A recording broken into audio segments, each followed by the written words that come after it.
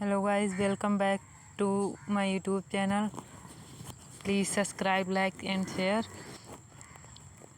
आज हम देखेंगे समीक्षा अधिकारी, सहायक समीक्षा अधिकारी, मुख्य परीक्षा 2016 के टॉपिक प्रादेशिक सामान्य ज्ञान यानी यूपी स्पेशल, और इससे आगे जो टॉपिक हैं उसको देखेंगे। तो अभी तक हमने 73 क्वेश्चंस कंप्लीट कर लिए हैं जो 2016 का मुख्य परीक्षा का पेपर है जीएस का। अब आगे के प्रश्नों को देखते हैं। क्वेश्चन नंबर 74 क्या है? निम्नलिखित में से कौन सा उत्तर प्रदेश के उद्यमियों को उद्योगों एवं उद्योग लगाने में सहायता करता है?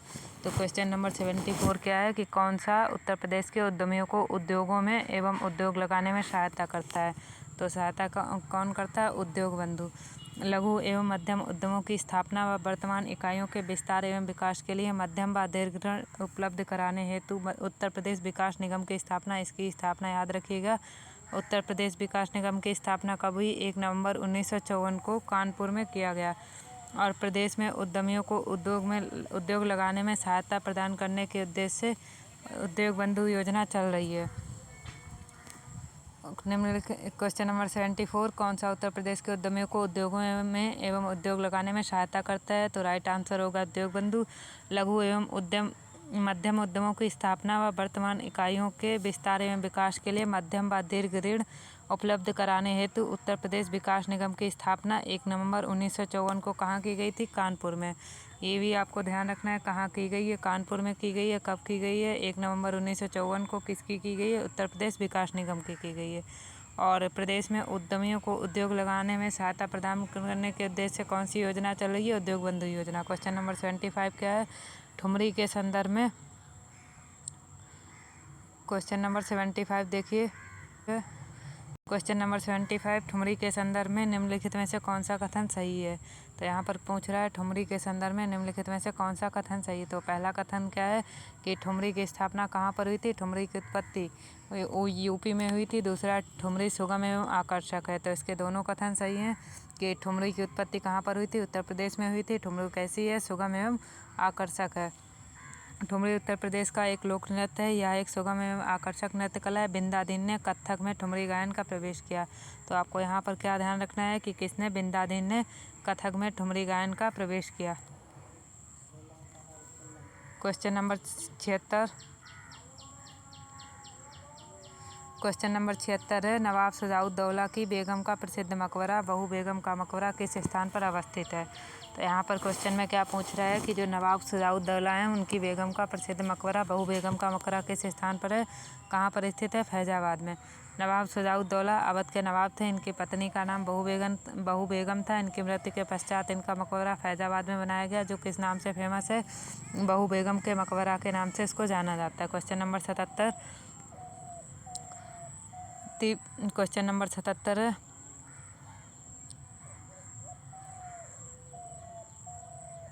तीव्र औद्योगिकरण हेतु निवेश करने तथा रोजगार के अवसरों के सृजन के लिए उत्तर प्रदेश सरकार ने राज्य का पहला आंकड़ा केंद्र स्थापित करेगा। तो ये करंट अफेयर से संबंधित है। क्या क्वेश्चन था कि तीव्र औद्योगिकीकरण हेतु निवेश करने तथा रोजगार के अवसरों के सृजन के लिए उत्तर प्रदेश सरकार ने राज्य का पहला आंकड़ा केंद्र स्थापित करेगा। कहाँ पर करेगा? ग्रेटर नोएडा में। उत्तर प्रदेश सरकार द्वारा तीव्र औद्योगिकीकरण हेतु निवेश करने तथा रोजगार के अवसरों को सृजित करने तथा बढ़ाने के लिए ग्रेटर नोएडा में राज्य का पहला आंकड़ा केंद्र स्थापित करने का निर्णय लिया है। अगले के जो क्वेश्चन है किससे संबंधित है? रीजनिंग से संबंधित है। तो इसको जल्दी जल्दी देख लीजिए। क्वेश्चन नंबर 78 क्या है रीजनिंग का कि 60 विद्यार्थियों की कक्षा में बालिकाओं की संख्या किससे बालकों से दोगुनी है? लक्ष्मी का सर्वोच्च से 27वां स्थान है। यदि लक्ष्मी से आगे 9 बालक हैं तो लक्ष्मी के स्थान के बाद कितनी बालिकाएं होंगी? इसको आप कैसे कर सकते हैं सॉल्व? तो यहाँ पर बताया गया है क्वेश्चन में कि बालिकाओं की संख्या बालकों से कितनी है? दोगुनी है।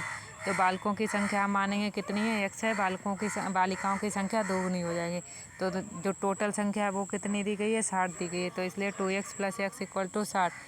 3x और r 60, x और r 20 हो जाएगा। बालिकाओं की संख्या और 20 और बालिकाओं की जो बालक हैं उनकी यानी जो बॉयज़ हैं उनकी संख्या कितनी निकल कर आएगी? 20 और बालिकाओं की संख्या 40। तो टोटल लड़कियां कितनी हैं? 40। अब आगे क्वेश्चन में क्या दिया गया है कि लक्ष्मी का सर्वोच्च से यानी प्रथम स्थान से लेकर 27वां स्थान है, यानी ये हो गया 1 से 27। और यहाँ पर बता रहा है कि लक्ष्मी से आगे 9 बालक हैं, यानी 9 लड़के हैं। तो लड़कियों को निकालने के लिए यहाँ से हम टोटल लड़कियों को निकालने के लिए 27 में से 9 घटाएंगे तो हमारा कितना बचेगा, 18। तो चाहे आप ऐसे निकाल सकते हैं या डायरेक्ट घटाकर इसको निकाल सकते हैं। 40, जैसे यहाँ पर 40 माइनस 27 माइनस 9 और 40 माइनस 18 और 22। तो यहाँ पर लक्ष्मी के स्थान के बाद कितनी बालिकाएं होंगी, 22 बालिकाएं होंगी। Question number 79। क्वेश्चन नंबर 79, किसी निश्चित कूट भाषा में डिस्टेंस को IDTUVECN तथा डॉक्यूमेंट को क्या लिखा गया है, ODDVNTNE लिखा जाता है। उसी कूट भाषा में थर्सडे को किस प्रकार लिखा जाएगा। तो जब हम इसको देखेंगे, ये मतलब जो सिस्टमेटिक वे में इसको लगाना या जैसे होता है क्रम किस तरह से चेंज हुआ है उस आधार पे। तो जैसे यहाँ पर जब हम डिस्टेंस को देख रहे हैं, डिस्टेंस को ये देखिए डिस्टेंस, और इसको जब कर रहे हैं तो डी का स्थान दूसरे स्थान पे आ गया नीचे और आई प्रथम स्थान पे पहुँच गया। वहीं जो एस है उसमें 1 नंबर जोड़ देंगे, तो जैसे एस 19 पर है तो टी 20 पर +1 करेंगे तीनों अक्षरों में, टी +1 तो यू 21 पर आ जाएगा, ए +1 बी दूसरे नंबर पे। और इसी तरह से जो 3 राइट साइड के अक्षर बचे हैं उसको आपस में एक्सचेंज कर देते हैं। जैसे जो एन है उसको लास्ट में तीसरे स्थान पे, ई को पहले स्थान पे और सी को उसी स्थान पर स्थापित करते देते हैं। और यही रूल फॉलो करते हुए हम जो थर्सडे उसको भी उस पर भी अप्लाई करेंगे। तो हमारा राइट आंसर निकल के क्या आएगा, HTVSTYAD। नहीं समझ आ रहा, आप अप्लाई करके देख लीजिए। जैसे ये थर्सडे THURSDAY,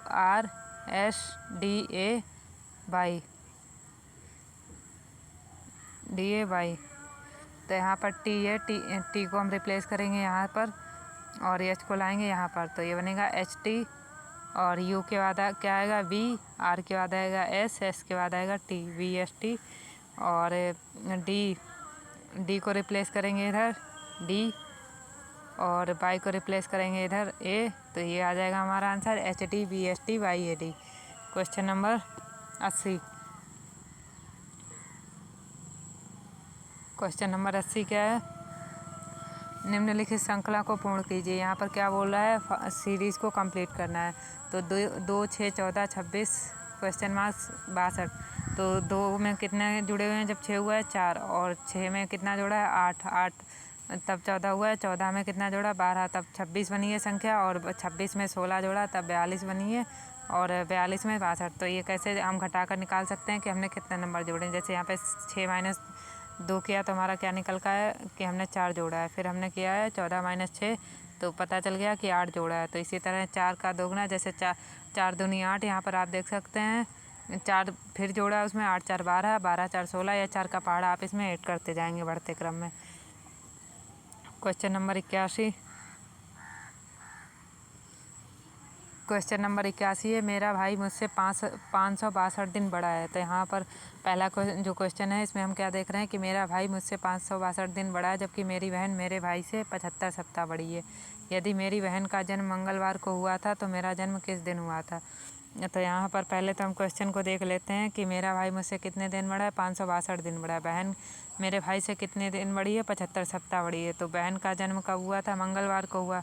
तो मेरा जन्म कब होगा, जैसे यहाँ पर पहले तो अंतर निकालेंगे, क्लियर अंतर क्या है। तो 562 में से हमने जो 75 सप्ताह थे, यानी 75 × 7 = 525 किया, उसको घटा लिया। जो हमारे 7 से भाग देंगे, एक्स्ट्रा दिन हमारे कितने आ रहे हैं, 2 दिन शेष आ रहे हैं। तो मेरा जन्म किस दिन होगा, बहन के जन्म से 2 दिन बाद। तो यहाँ पर मंगलवार + 2 दिन, तो यहाँ पर क्या आंसर आ जाएगा, बृहस्पतिवार। और ये वाला क्वेश्चन नहीं अभी बिल्कुल समझ में आ रहा है कि इसका कैसे मेथड है, क्योंकि वैसे तो हम डायरेक्टली जैसे ये वाले ऑप्शन तो हम क्लियर कट कर सकते हैं। जैसे इसमें A, B, C की सीरीज़ दी गई, यहाँ पर भी A, B, C की सीरीज़ दी गई, यहाँ पर भी। तो यहाँ पर आंसर में A आना चाहिए, लेकिन दोनों ऑप्शन में है। लेकिन ये हम कैसे क्लियर बोल सकते हैं कि यहाँ पर 25 से 28 से A में से क्या डिसाइड करेंगे। तो ये आंसर अभी मेरे क्लिक नहीं हो रहा है सही से, जब क्लियर हो जाएगा तो आपको बता देंगे।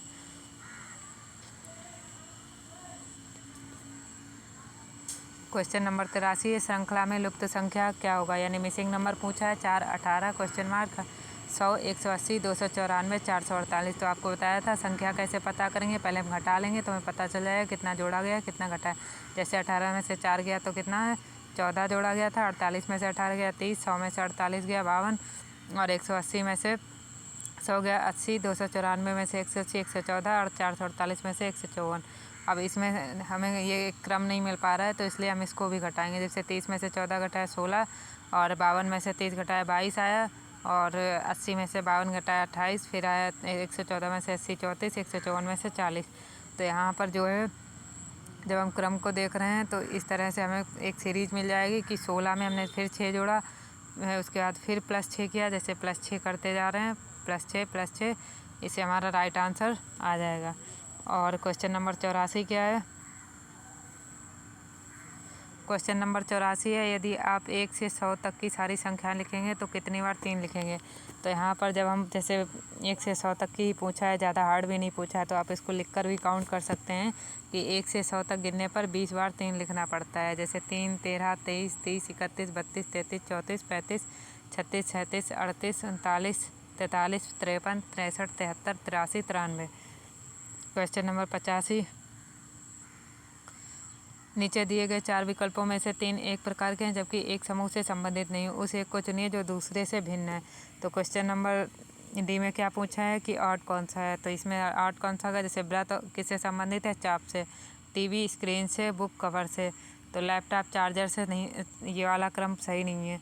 टीवी में क्या होती है? स्क्रीन होती है, व्रत में चाप होता है, पुस्तक में कवर होता है, जबकि लैपटॉप में जो चार्जर होता है वो क्या होता है? अलग से होता है, इसलिए क्या है? आर्ट है या विषम है।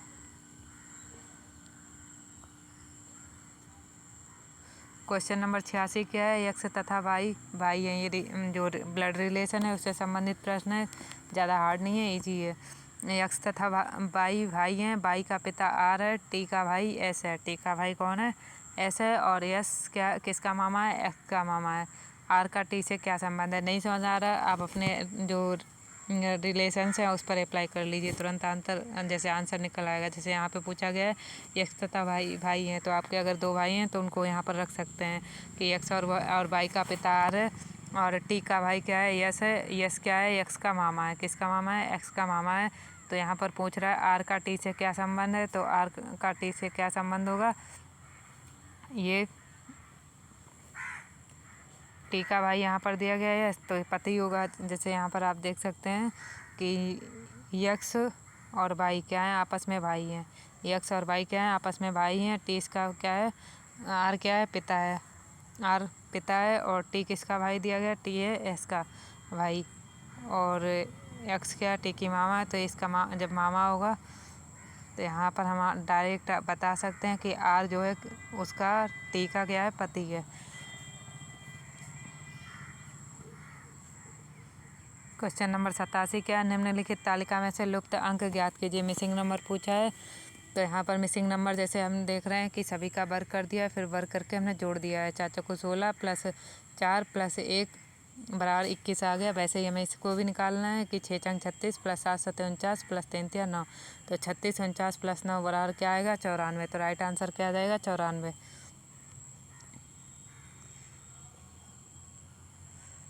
क्वेश्चन नंबर 88 देखिए, निम्नलिखित चित्र में त्रिभुजों की संख्या कितनी है पूछा गया है। तो यहाँ पर जब हम त्रिभुज निकालेंगे टोटल कितने निकल कर आएंगे? पहले हम ये देखेंगे कि जो एक जैसे जिसमें केवल संख्या 1 प्रदर्शित है, या मान लिया जैसे छोटे त्रिभुज हैं, छोटे त्रिभुजों की संख्या कितनी है? जैसे ये, तो ये 1 2 3, आप इसको ऐसे लिख सकते हैं 1 2 3 4 5 6 7 8 9 10 11 12 13 14। तो ये टोटल संख्या कितनी आ गई? 14। जो सिंगल ट्रायंगल बने हैं छोटे, उनकी संख्या निकल के हमारी कितनी आई? 14। अब हम देखते हैं जिसमें दो ट्रायंगल मिलकर बना रहे हैं, तो यहाँ पर हो गया 1 2 3 4 5 6 4 5 6।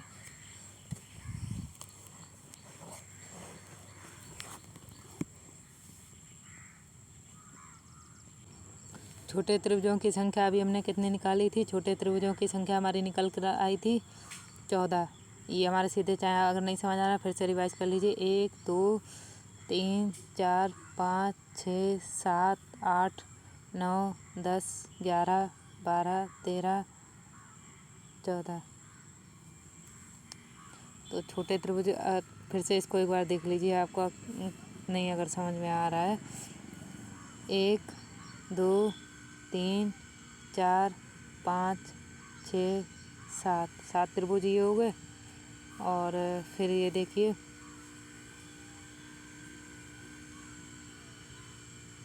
1 2 3 4 5 6 7 8 और 9 10 11 12 13 14 टोटल त्रिभुज आपको दिख रहे हैं। टोटल कितने हुए? 14।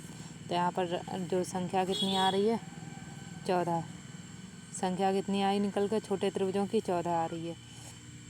फिर देखिए अब निकालते हैं दो भुजाओं वाले त्रिभुज को, जिसमें दो त्रिभुज जुड़े हैं। जैसे यहाँ पर है 1 2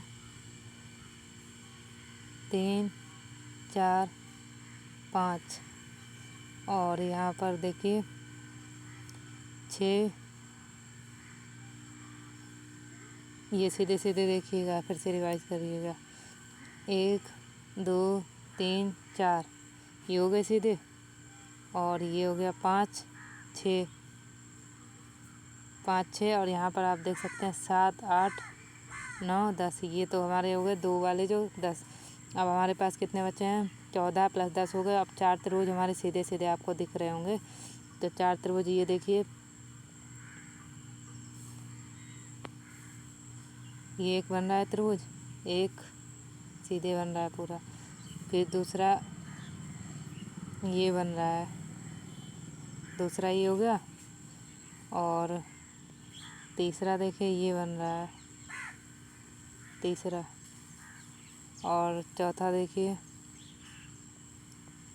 ये त्रिभुज बन रहा है पूरा। तो यहाँ पर 4 त्रिभुज निकल के आएंगे।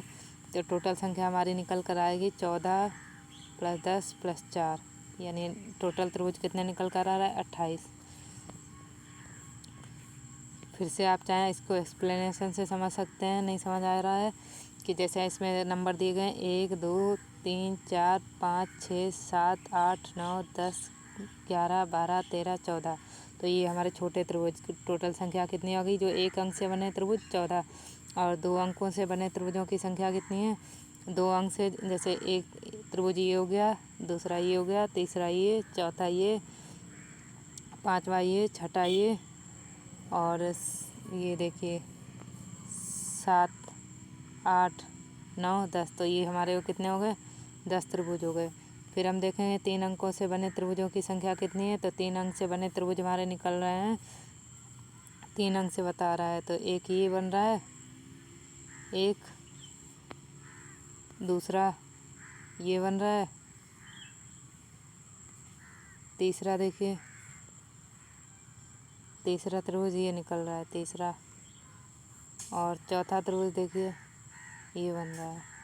तो यहाँ पर टोटल संख्या हमारी जब निकल के आएगी 14 + 10 + 4 कितने बनेंगे? 28 त्रिभुज। Question number 89। एक आदमी की तस्वीर की ओर संकेत करते हुए संजय ने कहा। एक आदमी की तस्वीर की ओर संकेत करते हुए संजय ने कहा, इसकी माँ मेरे पिता के पुत्र की पत्नी है और मेरी ना तो कोई भाभी या बड़े भाई की पत्नी है, ना ही कोई बहन है। तो यहाँ पर सबसे इजी फार्मूला है कि आप इसको अपने रिलेटिव से कंपेयर कर लीजिए। ईजिली आंसर आ जाएगा कि किसका किससे संबंध है। जैसे यहाँ पर कह रहा है कि एक आदमी की तस्वीर की ओर संकेत करते हुए संजय ने कहा कि इसकी माँ, यानी जो आदमी है उसकी माँ, आदमी की माँ, ये देखिए आदमी की माँ मेरे पिता के पुत्र की, जैसे मेरे पिता जो हैं, संजय के पिता हैं, उनके पुत्र की पत्नी है। तो यहाँ पर जब निकल के आएगा तो ये जो पूछ रहा है कि यह तस्वीर संजय से किस संबंधी की है, तो संजय की तो जो पुत्र है उसकी तस्वीर हो गई। नहीं समझ आ रहा, सीधे अपने रिलेटिव पर अप्लाई कीजिए, इसको आ जाएगा। क्वेश्चन नंबर 90 है, प्रश्न चिन्ह के स्थान पर लुप्त संख्या क्या होगी। बहुत ईजी है इसमें कि 17 + 18 को पहले हमने ऐड किया, 17 + 18 को, और उसका वर्ग कर दिया। तो यहाँ पर देखिए 17 + 18 बराबर 35, 35 × 35 कर दिया, आ गया आंसर 1225। इसी तरह हम अदर को भी देखेंगे, 13 + 14 बराबर 27, 27 × 27 बराबर 729, 19 + 4 23, 23 × 23 बराबर 529 हो गया। क्वेश्चन नंबर 91 कि यदि किसी कोड भाषा में हैंड को SHZMW के रूप में लिखा गया हो तो मिल को किस कोड के रूप में लिखा जाएगा।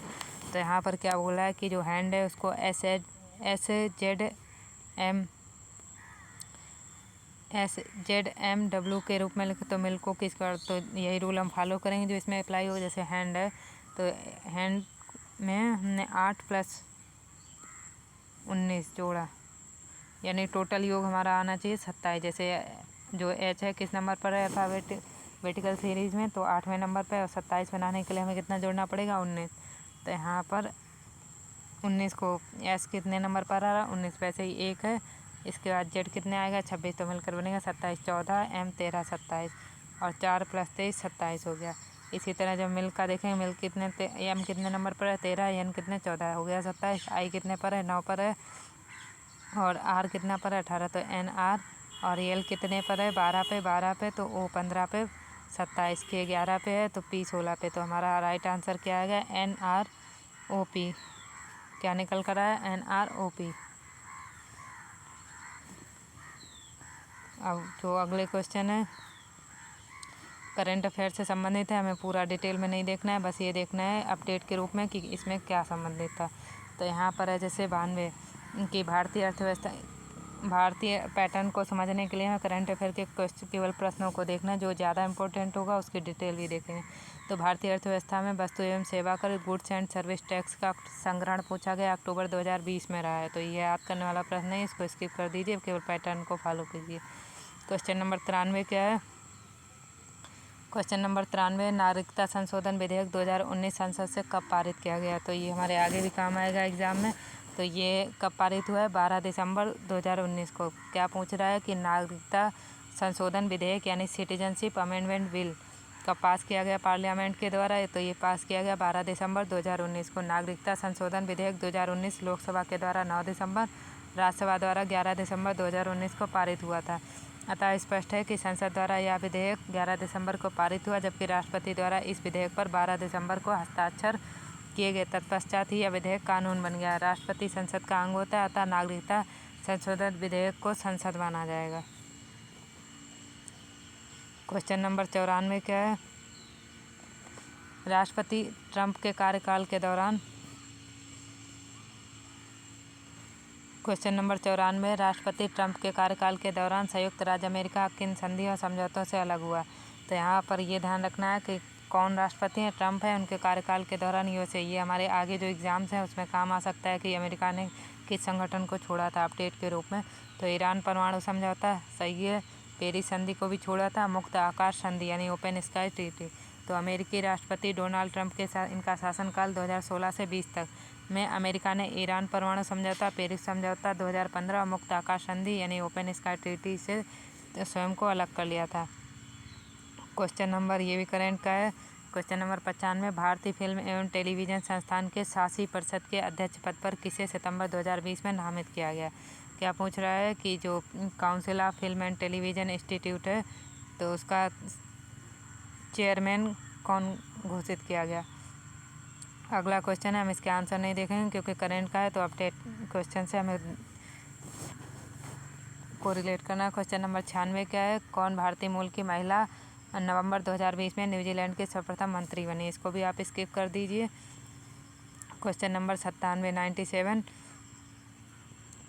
भारत के किस राज्य में हाल ही में फलों एवं सब्जियों के न्यूनतम समर्थन मूल्य के निर्धारण का फैसला किया है। तो इसको भी स्किप कर दीजिए। वैसे याद कर सकते हैं कि फलों एवं सब्जियों का न्यूनतम समर्थन मूल्य घोषित करने वाला केरल राज्य भारत का पहला राज्य है। यहाँ पर क्या क्वेश्चन था कि फलों एवं सब्जियों का न्यूनतम समर्थन मूल्य घोषित करने वाला केरल राज्य भारत का प्रथम राज्य है। क्वेश्चन नंबर 98, इसको ये खेलो इंडिया यूथ गेम्स इंपॉर्टेंट है कि खेलो इंडिया यूथ गेम्स के संदर्भ में पूछा गया है, कौन सा कथन सही है। तो पहला कथन है हरियाणा ने खेलो इंडिया यूथ गेम्स 2020 की विजेता ट्रॉफी को प्राप्त किया। दूसरा है हरियाणा खेलो इंडिया यूथ गेम्स 2021 की मेज़बानी करेगा। तो यहाँ पर क्या बोल रहा है कि विजेता ट्रॉफी किसको मिली है, कथन पूछे गए, दोनों सही हैं कि गलत हैं। तो यहाँ पर जो खेलो इंडिया यूथ गेम हुआ था 2020 का, उसमें ट्रॉफी विजेता कौन था, हरियाणा ना होके महाराष्ट्र था, इसलिए क्या हो गया, गलत हो गया। इसी तरह इसका आयोजन कहाँ पर हुआ था, गुवाहाटी असम में हुआ था।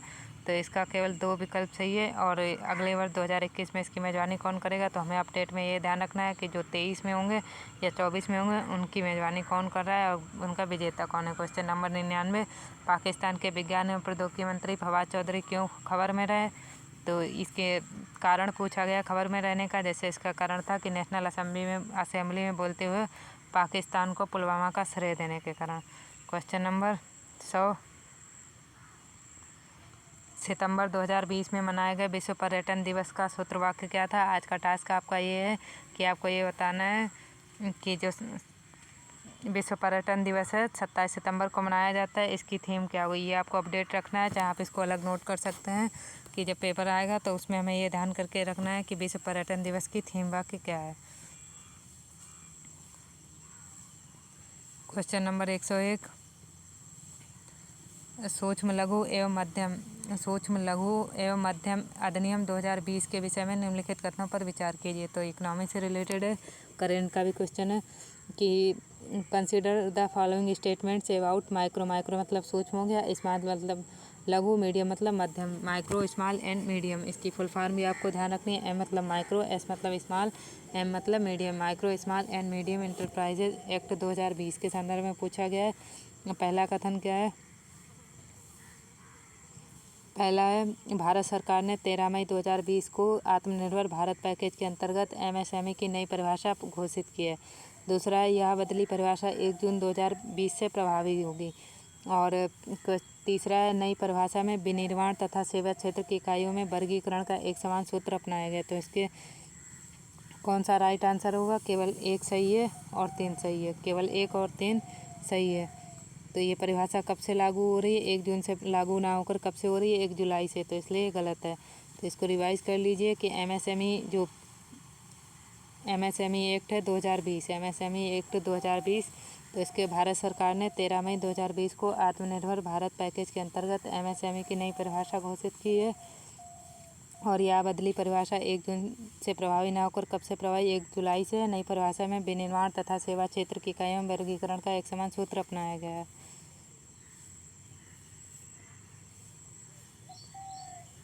क्वेश्चन नंबर 102, ये भी इकोनॉमी से ही रिलेटेड है, करंट का भी है। क्वेश्चन नंबर 102, राजस्व तटस्थ दर, रेवेन्यू नेचुरल रेट, जो हाल ही में समाचार में था वह संबंधित है। तो यहाँ पर पूछ रहा है जो राजस्व तटस्थ दर है वो किससे संबंधित है, तो वह जीएसटी से संबंधित है, वस्तु एवं सेवा कर से। क्वेश्चन इसका ऑप्शन ए सही होगा।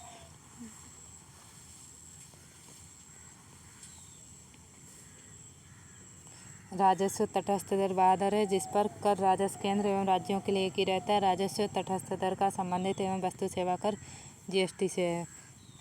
क्वेश्चन नंबर 103,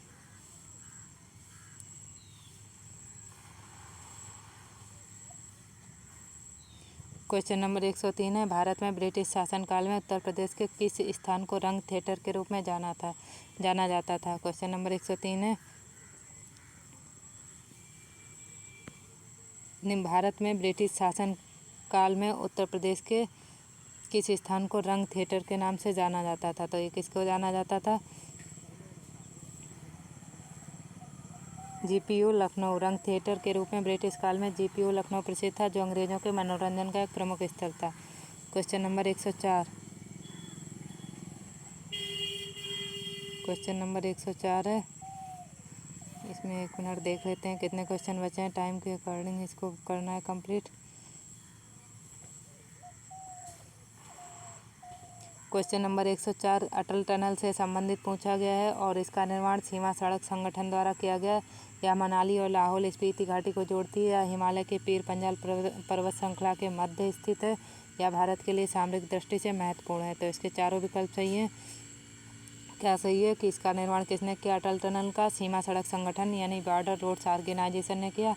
यह मनाली और लाहौल स्पीति घाटी को जोड़ती है, ये भी सही है। यह हिमालय के पीर पंजाल पर्वत श्रृंखला के मध्य स्थित है। यह भारत के लिए सामरिक दृष्टि से महत्वपूर्ण है। तो राइट आंसर क्या होगा, इसका ऑप्शन डी सही होगा।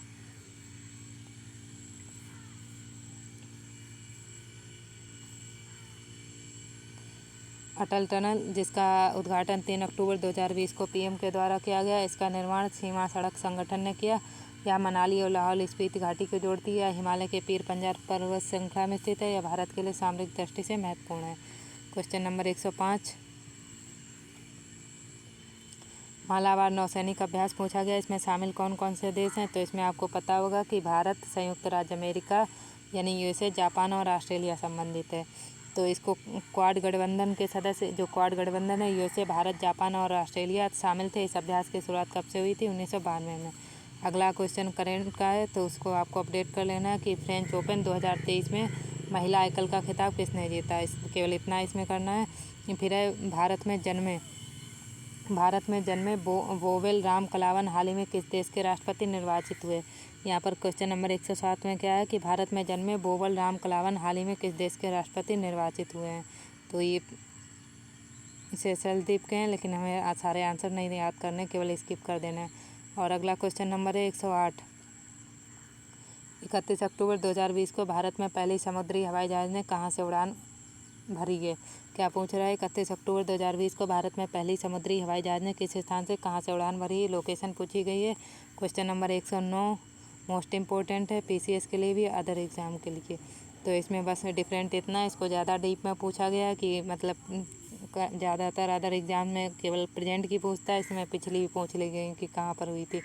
तो जैसे 105वां पूछा गया है, और 106वां भारतीय विज्ञान कांग्रेस, 107वां, 108वां। तो आपको जो 2023 से पिछली 4 आपको ध्यान रखनी है कहाँ पर होंगी।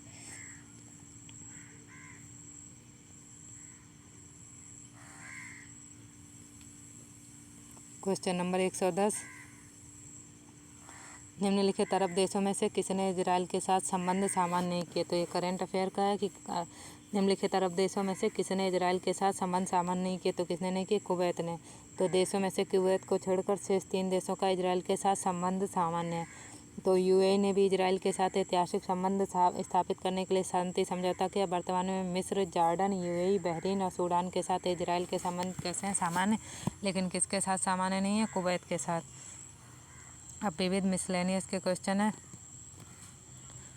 क्वेश्चन नंबर 111, हाल ही में पहला लैंगिक सामाजिक मानक सूचकांक जेंडर सोशल नॉर्म्स इंडेक्स किसके द्वारा जारी किया गया। तो ये कौन जारी कर रहा है? यूएनडीपी जारी कर रहा है, संयुक्त राष्ट्र विकास कार्यक्रम। आज आपको ये बताना है कि यूएनडीपी की दूसरी रिपोर्ट का क्या नाम है। तो पहला लैंगिक सामाजिक मानक सूचकांक यानी जेंडर सोशल नॉर्म्स इंडेक्स, पहला लैंगिक सामाजिक मानक सूचकांक संयुक्त राष्ट्र विकास कार्यक्रम यूनाइटेड नेशंस डेवलपमेंट प्रोग्राम के द्वारा जारी किया गया। इस सूचकांक में बताया गया लगभग 90% लोग महिलाओं के प्रति पक्षपाती है। तो इसमें कौन टॉप पर, ये हमें नहीं याद रखना है केवल। क्वेश्चन नंबर 112 क्या है? मुंबई, कोलकाता, मंगलोर के मध्य एक संबंध है, उसी प्रकार तो अगर हम इसको कनेक्ट करना चाहें तो एक तरह से क्या है? बंदरगाह है।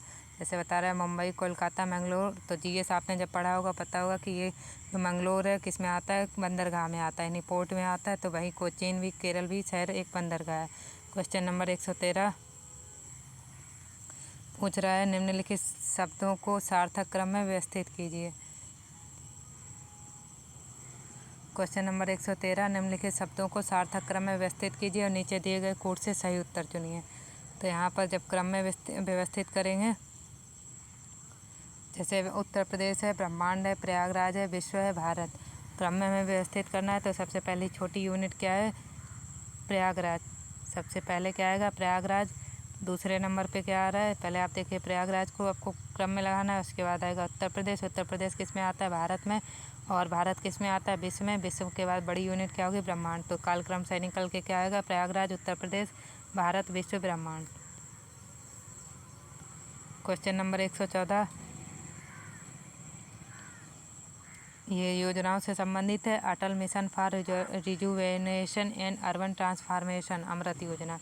तो अमृत योजना की फुल फॉर्म आपको याद रखनी है, भले ही पुरानी हो गई लेकिन ये सारी स्कीम्स एग्जाम में आती हैं जो इम्पोर्टेंट होती हैं। जैसे अटल मिशन, ए मतलब अटल, ए मतलब मिशन, फॉर, आर मतलब रिजुवेनेशन, एंड यू मतलब अर्बन, टी मतलब ट्रांसफॉर्मेशन। बिल्कुल ईजी है याद करना। ऐसे आप याद रखेंगे अटल, ए मतलब mission, Atal mission, F for, REGU rejuvenation, इसको याद कर सकते हैं। यू मतलब urban transformation, Atal mission for rejuvenation and urban transformation AMRUT योजना से संबंधित निम्नलिखित कथनों पर आपको विचार करना। इस मिशन के अंतर्गत 400 शहरों को शामिल रखा गया है या शामिल किया गया है। तो कोई कथन पहला है। फिर दूसरा है, अमृत योजना में देश की 60% नगरीय आबादी को समाहित किया गया। तो उसमें क्या पूछा गया, कौन सा कथन सही है।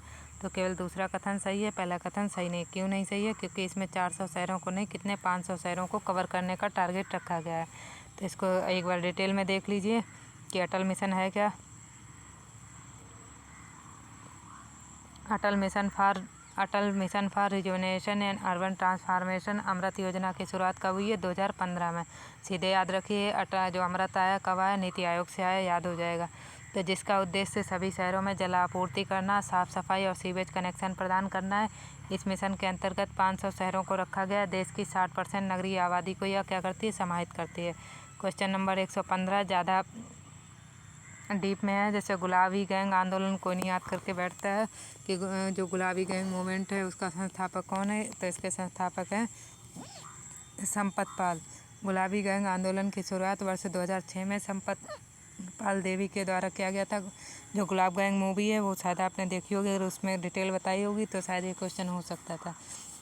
गुलाबी गैंग आंदोलन की शुरुआत वर्ष 2006 में संपत पाल देवी के द्वारा की गई थी। इसका उद्देश्य पीड़ित व परित्यक्त महिलाओं को आश्रय प्रदान कर उनका सशक्तिकरण करना था। क्वेश्चन नंबर 116, अवध सल्तनत के हिंदू नायब वजीर के संदर्भ में निम्नलिखित में से कौन सा कथन सही है? क्या पूछा गया है कि अवध सल्तनत के हिंदू नायब वजीर के संदर्भ में कौन सा कथन सही है? पहला कथन है, राजा टिकैत राय नवाब आसिफउद्दौला के अर्थमंत्री थे। दूसरा कथन है, अवध के नवाबों के राज्य में सामान्यतः कतिपय हिंदू जातियों को लोगों को उच्च स्थान प्राप्त था। तो इसको रिवाइज कर लीजिएगा कि जो क्या बोला गया है कि अवध सल्तनत के हिंदू नायब वजीर के संदर्भ में कि राजा टिकैत राय जो थे, राजा टिकैत राय नवाब आसिफउद्दौला के क्या थे? अर्थमंत्री। दूसरा है, अवध के नवाबों के राज्य में सामान्यतः कतिपय हिंदू जातियों के लोगों को उच्च स्थान प्राप्त था। तो इसका राइट आंसर होगा दोनों, बहुत फर्स्ट और सेकंड दोनों। राजा टिकैत राय क्या थे? नवाब आसिफउद्दौला के अर्थमंत्री थे। और अवध के नवाबों के राज्य में कतिपय हिंदू जातियों के लोगों को उच्च स्थान प्राप्त था। ये क्या है? सही है। क्वेश्चन नंबर 117, राजीव गांधी राष्ट्रीय विमानन विश्वविद्यालय उत्तर प्रदेश में कहाँ पर स्थित है? क्या बताया गया? राजीव गांधी राष्ट्रीय विमानन विश्वविद्यालय यूपी में कहाँ स्थित है? तो ये स्थित है फुर्सतगंज रायबरेली में। राजीव गांधी राष्ट्रीय विमानन विश्वविद्यालय फुर्सतगंज रायबरेली में स्थित है और इसे केंद्रीय विश्वविद्यालय का दर्जा प्राप्त है। उत्तर प्रदेश में केंद्रीय विश्वविद्यालय की संख्या कितनी है? 6। तो आपको क्या क्या ध्यान रखना है कि जो राजीव गांधी राष्ट्रीय विमानन विश्वविद्यालय, इसको इंग्लिश में भी ध्यान रखिएगा कि Rajiv Gandhi national aviation university UP के फुर्सतगंज रायबरेली में स्थित है। और इसे किसका दर्जा प्राप्त है? मोस्ट इम्पोर्टेंट चीज़ है कि केंद्रीय विश्वविद्यालय का दर्जा इसको प्राप्त है। 6 केंद्रीय विश्वविद्यालय हैं। आपको आज ये देखना है कि जो 6 केंद्रीय विश्वविद्यालय हैं कौन कौन से हैं यूपी के। क्वेश्चन नंबर 118, सूची फर्स्ट को सूची सेकंड से सुमेलित करना है। तो यहाँ पर जैसे मिशन दिया गया है उसको उससे मैच करना है।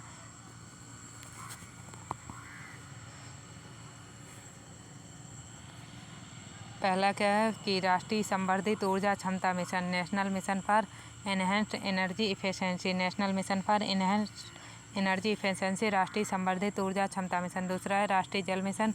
तीसरा है राष्ट्रीय हिमालयी पारिस्थितिकी संपोषण। चौथा है राष्ट्रीय सतत कृषि मिशन। तो इसको, ये थोड़ा टफ क्वेश्चन है, इसको आप, क्योंकि जनरल बुक में इसके ईयर नहीं मिलेंगे, लेकिन जैसे घटना चक्र है उसमें इसका डिटेल दिया गया है। राष्ट्रीय संवर्धित ऊर्जा क्षमता मिशन कब स्टार्ट हुआ? राष्ट्रीय संवर्धित ऊर्जा क्षमता मिशन 2009 में स्टार्ट हुआ। राष्ट्रीय जल मिशन 2011 में।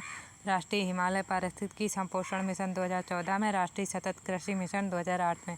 इसका चाहे स्क्रीनशॉट लेकर इसको अलग लिखकर याद कर लीजिए कि राष्ट्रीय संवर्धित ऊर्जा क्षमता मिशन 2009 में, राष्ट्रीय जल मिशन 2011 में, राष्ट्रीय हिमालय पारिस्थितिकी संपोषण मिशन 2014 में, राष्ट्रीय सतत कृषि मिशन 2008 में स्टार्ट हुआ था। क्वेश्चन नंबर 119, क्वेश्चन नंबर 119 है। नीचे 2 कथन दिए गए, एक को अभिकथन ए, दूसरे को कारण आर कहा गया है। तो पश्चिमी देशों के नगरों में पुरुषों की अपेक्षा स्त्रियों की संख्या अधिक पाई जाती है। तो यहाँ पर कारण क्या बताएगा कि पश्चिमी देशों में कृषि कार्य नवीन तकनीकों से किया जाता है जिसमें पुरुषों की भागीदारी अधिक होती है। तो यहाँ पर क्या बता रहा है कि पश्चिमी देशों के नगरों में पुरुषों की अपेक्षा स्त्रियों की संख्या अधिक पाई जाती है। कारण भी बता दिया है कि पश्चिमी देशों में कृषि कार्य नवीन तकनीकों से किए जाते हैं जिसमें पुरुषों की भागीदारी अधिक होती है। तो इसका जो एक्सप्लेनेशन ए और आर दोनों सही हैं, परंतु आर एक ही सही व्याख्या नहीं करता है। तो पश्चिमी देशों के नगरों के पुरुषों की अपेक्षा स्त्रियों की संख्या अधिक पाई जाती है और पश्चिमी देशों में कृषि कार्य नवीन तकनीकों से किए जाते हैं जिसमें पुरुषों की भागीदारी अधिक होती है। क्वेश्चन नंबर 120 है, लास्ट क्वेश्चन है ये। नीचे दो कथन दिए गए हैं, एक को अभिकथन ए और दूसरे को कारण आर कहा गया। क्वेश्चन नंबर 120 को देखिए, नीचे दो कथन दिए गए, एक को अभिकथन ए और दूसरे को कारण आर कहा गया है। तो अभिकथन ए असर्शन ये क्या है कि पाकिस्तान में बांग्लादेश की तुलना में अधिक नस्ली और जाति विविधता है। कारण क्या है कि पंजाबी पाकिस्तान की आधिकारिक भाषा है जबकि अधिकांश लोग बोलने में उर्दू भाषा का प्रयोग करते हैं। तो इसमें राइट आंसर क्या आएगा कि ए सही है परंतु आर सही नहीं है। क्या बता रहा है कथन में कि पाकिस्तान में बांग्लादेश की तुलना में अधिक नस्ली और जाति विविधता है। कारण क्या है, पंजाबी पाकिस्तान की आधिकारिक भाषा है जबकि अधिकांश लोग बोलने में उर्दू भाषा का प्रयोग करते हैं। तो ए सही है परंतु आर सही नहीं है। बांग्लादेश में पाकिस्तान से अधिक नस्ली और जाति विविधता पाई जाती है। पाकिस्तान की आधिकारिक भाषा पंजाबी नहीं उर्दू है। वहाँ की अधिकांश जनता उर्दू भाषा ही बोलती है। तो थैंक्स फॉर वाचिंग। चैनल को सब्सक्राइब, लाइक एंड शेयर कीजिए। और कल जो समीक्षा अधिकारी एवं सहायक समीक्षा अधिकारी मुख्य परीक्षा 2016 का हिंदी का प्रश्न पत्र कंप्लीट करेंगे। और अब टाइम मैनेजमेंट की वजह से सारी क्लासेस को अटेंड करना मुश्किल हो रहा है, तो केवल 2 क्लासेस अभी कंटिन्यूस चलेंगी। एक तो जो घटना चक्र की सीरीज चल रही है हिस्ट्री की, और दूसरा ये प्रीवियस ईयर क्वेश्चन। उसके बाद देखेंगे करंट। आप लोग अपना अपडेट करते रहिए। Thanks so much for watching.